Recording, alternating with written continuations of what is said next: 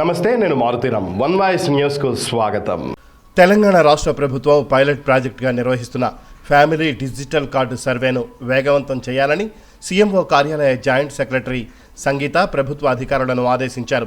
Pilot ప్రాజెక్టులో భాగంగా సిద్దిపేట జిల్లా గజ్వేల్ ప్రజ్ఞాపూర్ మున్సిపాలిటీలోని 17వ వార్డులో ఫ్యామిలీ డిజిటల్ కార్డు సర్వేను సీఎంఓ జాయింట్ సెక్రటరీ సంగీత పరిశీలించగా ఆమెకు సర్వే వివరాలను కలెక్టర్ మను చౌదరి, ఆర్డీఓ బన్సీలాల్ వివరించారు.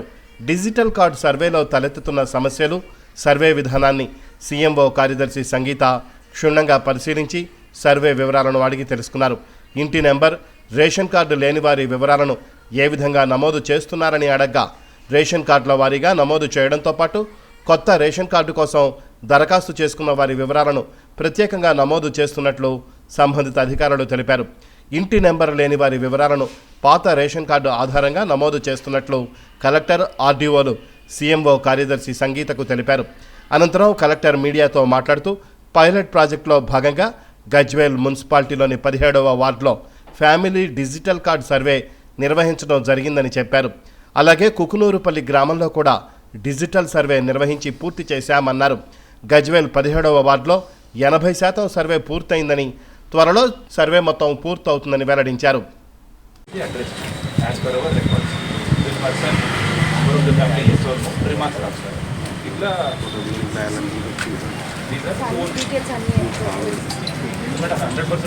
ఏజ్ అప్పుడు లాంగ్ బ్యాక్ మనకి ఏజ్ అప్డేట్ అవుతుంది, ఫోన్ నెంబర్ అప్డేట్ అవుతుంది, కరెక్షన్స్ ఉండొచ్చు, ఆర్ అడ్రస్ కరెక్షన్ కూడా ఉంటుంది. సెకండ్ థింగ్ వచ్చేసి 4 మెంబర్స్ వెళ్తే అప్డేట్ అడిషన్ ఆఫ్ 2 కంట్రీస్ దీన్నే ఫార్మాట్ 2 అంటారు. But they not format 1 format but like you said, under every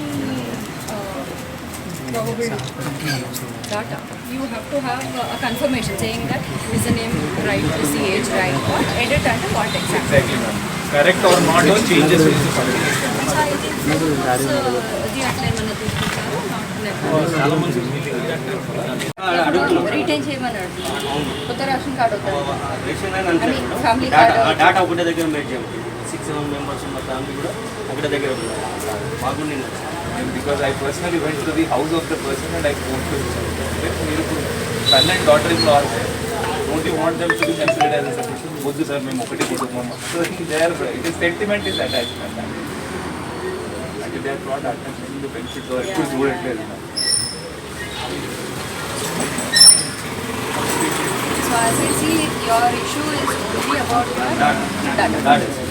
If ration shop నుంచి వచ్చే data can be cleaned and marked ward wise, then మీకు easier. That's the only thing. That is first point. Second point, there are government employees who do not want to enroll. There are people village में photo shop तो दाने feature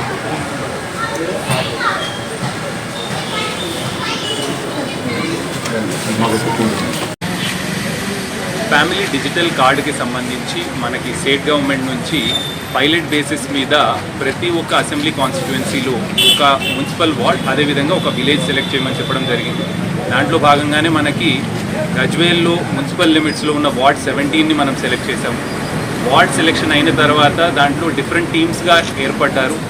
MRO కావచ్చు, MPDO కావచ్చు, concern municipal commissioner కావచ్చు, are MPO కావచ్చు, వీళ్ళతోటి teams ఏర్పాటు చేసి మనము ప్రతి ఒక్క ఇంటికి వెళ్ళి హౌస్ టు హౌస్ ఎన్యూమరేషన్ అనేది చేస్తున్నాం.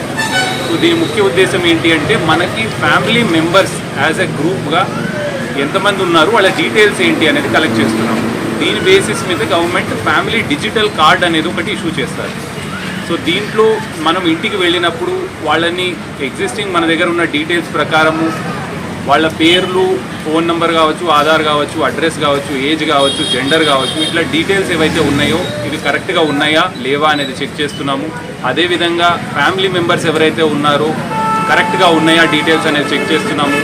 ఏమన్నా అడిషన్స్ ఉండొచ్చు, లేదు అంటే కొత్త ఫ్యామిలీ క్రియేషన్ ఉండొచ్చు. అట్లాంటివి ఏమన్నా ఉన్నప్పుడు మనం ఒక ఎక్సెల్ షీట్ ఒకటి తీసుకొని దాంట్లో ఫిలప్ అనేది చేస్తూ ఉన్నాం.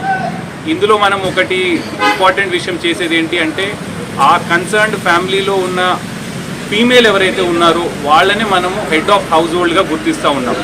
ఈ ఎంటైర్ ఎక్సర్సైజ్ కూడా మొత్తం మనం ఒక 5 days 3rd నుంచి స్టార్ట్ చేసి 8th నాడు వరకు ఒక 5 వర్కింగ్ డేస్లో మొత్తం ఎంటైర్ ఎక్సర్సైజ్ కంప్లీట్ చేయవలసిందిగా కూడా ఆల్రెడీ ఇన్స్ట్రక్ట్ చేస్తున్నాము. దాని ప్రకారమే మనం ఆల్మోస్ట్ యాజ్ ఆఫ్ టుడే మనకి 80% వరకు సర్వే కంప్లీట్ అయ్యింది. ఇంకొక 20% ఉంది, అది కూడా త్వరగానే పూర్తి చేసి డేటా మొత్తం కూడా మనము పైలట్ బేసిస్ మీద చేసిన ఎక్సర్సైజ్కి గవర్నమెంట్కి సబ్మిట్ చేస్తాం.